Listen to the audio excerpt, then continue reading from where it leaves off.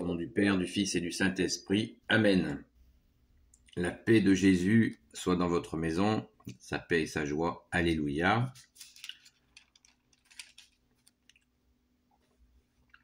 Nous poursuivons la lecture quotidienne, pas vraiment tous les jours, mais en ce moment, c'est Saint Matthieu que nous lisons dans toutes les saintes messes.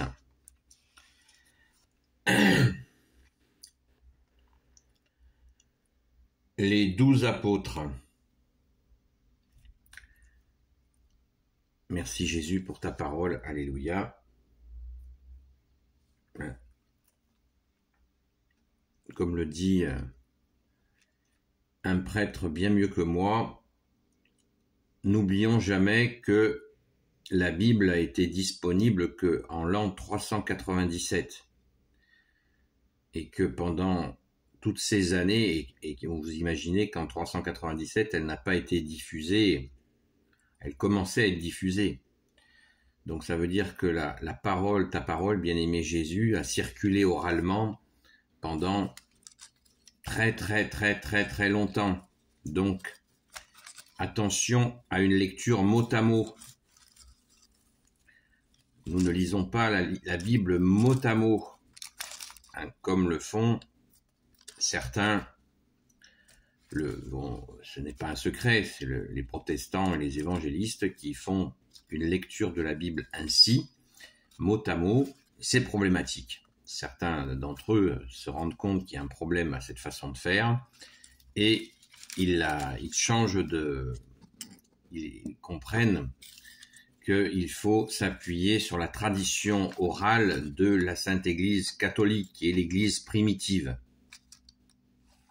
la vraie Église primitive. Donc, pensons-y quand nous accueillons la parole. La Bible est une parole inspirée, ce n'est pas un mot à mot.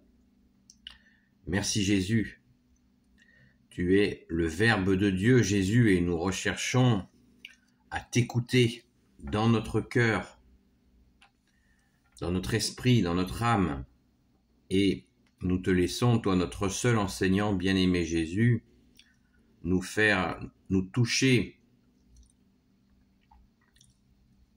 par tes mots, par ton verbe, mais cela se passe dans un espace particulier qui est l'Église catholique, tout simplement parce qu'elle est dépositaire de la foi. La Sainte Église catholique apostolique a été fondée par Jésus lui-même. C'est ainsi. C'est l'Église authentique. Quoi qu'en dise un tel ou un tel, c'est la vérité. Je vois de ces trucs sur Internet, c'est hallucinant, hallucinant. Donc pitié, revenez à une écoute de la parole dans l'Église, déjà avec une vraie Bible qui est composée de 73 livres, alors que la Bible protestante en a 66. Ils se sont autorisés à enlever des livres de la Bible. C'est problématique. Et il y a bien d'autres aspects bien problématiques. Il faut revenir aux sources. Si vous aimez la recherche de l'authentique dans votre vie, je sais pas moi, trouver des bons produits ou je ne sais pas quoi, voir un beau paysage qui n'est pas trop abîmé, eh bien, c'est pareil. Il faut revenir à l'authentique, à l'origine. C'est ainsi. À moins que l'on aime divaguer.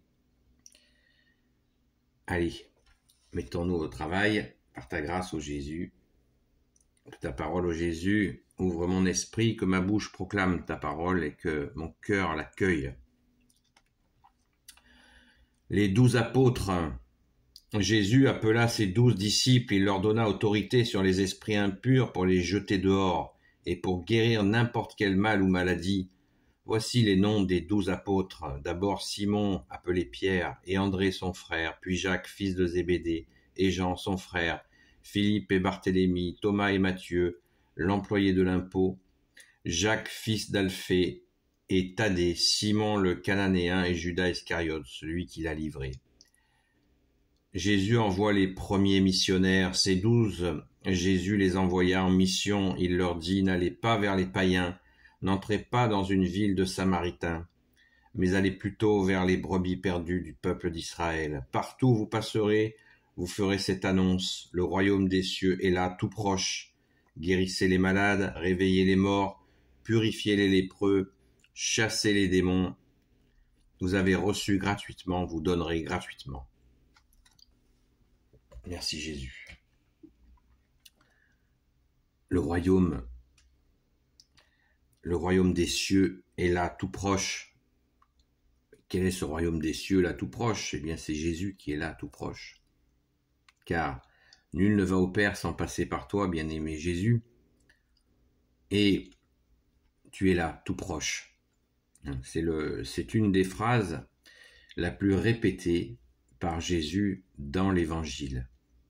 Dans le Saint-Évangile, Jésus nous dit le royaume est tout proche. Mais oui, c'est toi, bien-aimé, la porte du royaume. Et quand Jésus est venu, il est tout proche. Ben oui, il était sous leur nez. Alors la question que j'ai posée dans le titre, là, sommes-nous des apôtres? Parce que nous entendons ici ou là que oui, vous êtes des apôtres, nous sommes des apôtres, vous êtes des apôtres. Alors, il faut peut-être un petit peu mettre les choses au clair par rapport à ce sujet. Quand on nous dit vous êtes tous des apôtres, c'est un peu facile, un peu léger. Il faut considérer le réel, mais aussi le spirituel. Mais le spirituel et le réel font bon ménage. Le spirituel, ça n'est pas perché dans le cosmos, ça s'appuie aussi sur du réel. Apôtre veut dire celui qui est envoyé. Envoyé par qui, à votre avis? Envoyé par Jésus. Là, nous en avons la liste des apôtres, des saints apôtres de Jésus, les 12. Les 12 qui sont les piliers. Merci à eux, merci à vous les saints apôtres. Est-ce que nous le sommes? Quelle est la particularité de l'apôtre? Eh bien, qu'il a été appelé par Jésus. Et ensuite, qu'il a suivi Jésus, qu'il a écouté. Et ensuite, que Jésus a envoyé, qu'il a donné une mission. Jésus leur a donné l'Esprit Saint, on en a parlé hier. Les apôtres ont renoncé à tout pour suivre Jésus. Ne l'oublions pas, ils ont tous été martyrisés, sauf Saint Jean, martyrisé, assassiné dans leur apostolat. Comme Jésus d'ailleurs, Jésus aussi a été assassiné et il est ressuscité, alléluia. Et les apôtres ont donné leur vie. Donc, ça donne déjà quelques précisions sur les apôtres. Ces apôtres, quel chemin, quel don de soi ils ont fait à Jésus, parce que à notre époque, et certainement à bien des époques, il y a des gens qui voulaient suivre Jésus, mais suivre Jésus totalement, pour devenir un apôtre, c'est autre chose. C'est autre chose. Jusqu'à donner sa vie, mais pas avec sa bouche, avec sa vie complète. Est-ce que c'est cela? Mais on ne dit pas, on dit aux gens vous êtes des apôtres, mais on leur dit pas la vie qui va avec. Moi, je considère personnellement, peut-être ai-je tort, mais moi je me considère disciple de Jésus. Disciple. Disciple, ça veut dire celui qui apprend. Voilà. Et d'ailleurs, vous savez que Jésus a aussi envoyé des disciples. Il en a envoyé 72. C'est l'Évangile qui nous informe là-dessus. Donc des disciples peuvent être envoyés. Mais déjà, il faut commencer à être disciple de Jésus. Et être disciple, ça veut dire apprendre. Nous apprenons tout de toi, Jésus. Et il nous faut non seulement apprendre, mettre en pratique et mettre sa vie en lien avec ce que nous apprenons. Ça vous paraît pas logique? Voilà. C'est très logique.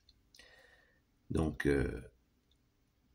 on va faire une deuxième partie de vidéo. À tout de suite.